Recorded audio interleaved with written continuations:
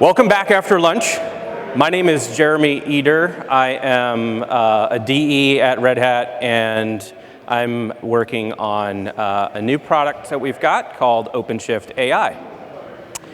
So, I like to say that I am not a religious person, but I'm at Red Hat for religious reasons. And so it got me pondering this question, which you may have pondered yourself. The agenda for today is pretty simple, and this is a short talk, so we're going to go into kind of a little bit more theory and editorial commentary than hard fact, but I'll tell you why in a second. So we'll try and define open source AI. We will try to define why it's important and how we're going to arrive at a definition of open source AI as an industry together. So, we already have a definition of open source software, which is currently owned by the Open Source Initiative. And the concept of open source, not only did it survive, but it thrived. It's one of the primary go-to-market for hyperscalers all the way down to vendors like VMware, sort of, and like Red Hat. And the obvious next question is, does that continue in the age of AI? And what I mean by AI, I want to focus on the machine learning models that are generated by someone other than yourself. So since the launch of ChatGPT, who's used ChatGPT? Maybe who hasn't used ChatGPT? And if you haven't, why not? My kids use it, right? The system is being gamed. There's been a lot of talk about generative AI lately.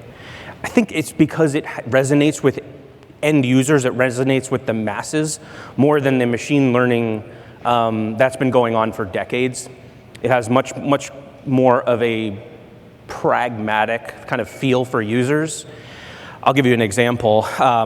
This fitness tracker here has a sleep coach, which I can go in there and say, hey, can you plot my REM sleep from the last week? And you speak to it in normal language, and it gives you back how you slept over the last week, right? Pretty cool. Another one that I ran into myself, and you run into them constantly, I know everybody does. I asked Bank of America via normal human kind of language, did my check clear? And it said yes. It gave me an image of the cleared check, it gave me the date it cleared, and it gave me the amount that it was cleared for. I didn't have to talk to anybody, I didn't have to figure out and navigate a website. Bing, bang, boom, done. And I think the value is huge in those kind of use cases, as well as employee productivity, customer service, things like that. Okay, so there's tremendous interest in these capabilities. The adoption right now, I would say that like security processes, there's like a gold rush going on. A lot of security processes are being kind of end run or relaxed while these prototypes are being built, because there's simply no way to make progress with the existing governance structures that are in place, with the existing security paradigms that are in place. That's proof that we needed to think differently about this space, and quite honestly start with first principles. So you'll get these slides. There's a link at the end of this slide to a research paper which goes into a reasonable amount of detail, and it tries to say that these are the three key attributes of an AI technology stack that make it open. Okay, who here was at the All Things Open conference this week? Did anyone go through the Open Source Initiative, Open Source AI kind of track that they had? There was a track there. Okay. So the Open Source Initiative trying to define it. They're doing all kinds of webinars around it, and I think they're going to succeed because of the way they're approaching it. So these are the three kind of attributes. Transparency, you understand what data was used to construct the model. Okay. You potentially understand the weights and biases that are in the model that helps it kind of answer things in the way that it should be answering them. Extensibility, meaning you can build on top of it, and then of course reusability, you can use it in different scenarios. Those are some key attributes of open source software. The OSI is, The OSI is attempting to carry that forward into the age of open source AI. I wanted to differentiate between the models that I've been talking about so far, which are opaque to the user if they've already been trained, and the tooling that it takes to actually train them. So there's PyTorch from Meta, Python itself, Kubeflow, if you've ever heard of that, technologies around machine learning operations that allow you to bring your model all the way through to production. This isn't a commercial, but Red Hat does sell a product in this space. And you can kind of see which technologies are open and which technologies are not. So we're defaulting to everything being open, and there are certain things that we're in the process of opening up, and there are certain things that may never be open source. And you can probably tell which vendors those may come from. But we're trying to make everything open as part of our stack. The OpenShift AI product is derived from a midstream called Open Data Hub, if you've ever heard of that. And that's an integration project that's fully open. And so that's an open source AI platform for the hybrid cloud. Okay, enough of that. Why is open AI even important? So let's say we finalize a definition. How does that affect practitioners? So I mentioned customer experience, like I experienced with Bank of America and with this fitness tracker. Employee productivity. So you're about to hear a talk about the guts of Ansible Lightspeed. That's a perfect example, or GitHub Copilot.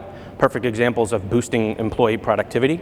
I heard a quote from, I think it was Sequoia, the VC firm, and they said, if the employees of a startup are not already using generative AI to accelerate their development cycles, they're kind of red flagged.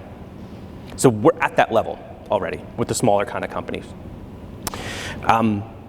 There's some challenges around these things. As these prototypes make their way towards production, we're going to get challenged, as we should, by the business and how much risk are we actually taking with these models. There's, depending on which foundation models you may pick, there may be licensing concerns, data provenance concerns, data privacy concerns, unclear licensing.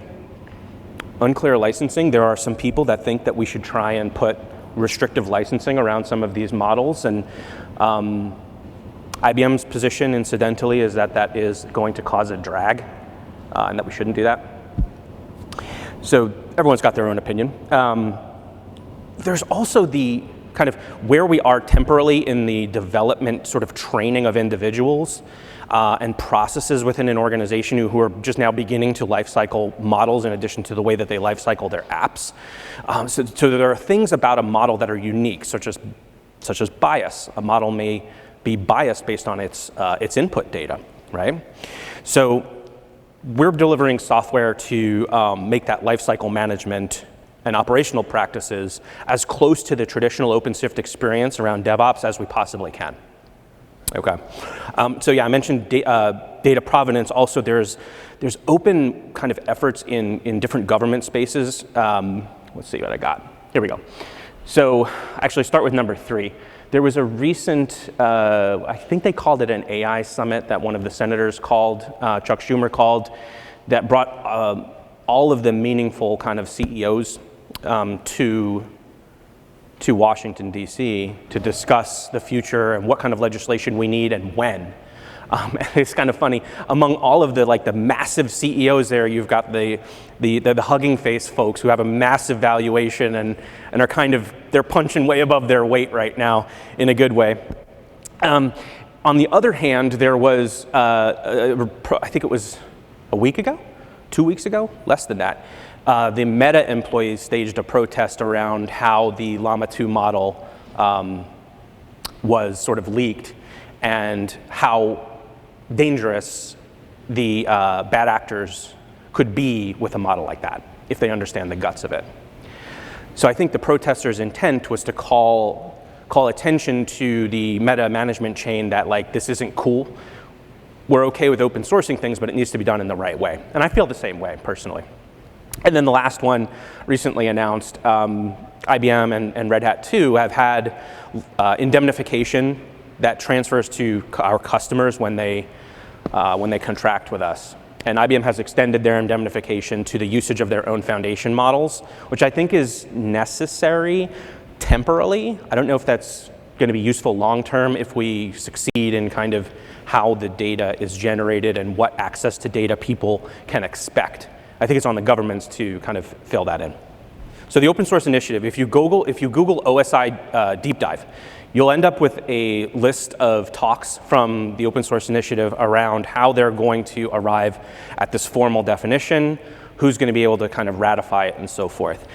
So this is really exciting to me personally. I was on a call the other day, a bunch of other Red Hatters, Mark Atwood from AWS, a bunch of lawyers are on there. We're lucky enough to have lawyers on the OpenShift AI team that can help us with this stuff too. It's our early days kind of gold rush moment. What is next? We need your help. The community needs your help and your influence as to what minimum requirements you and your business have for using foundation models from another company or for how you generate them yourselves. For example, if you take a picture of that, you'll end up at a survey that will, from our UX team, from Red Hat's UX team. We would love your input that will directly shape our product as to what the user experience should be for an AI ML, kind of ML ops platform, OpenShift AI. Cool. So that's the overview. Unfortunately, not a whole lot of meat on the bone there because it's in flight, but I think that's a good time for a talk like this so that y'all can get involved. Thank you.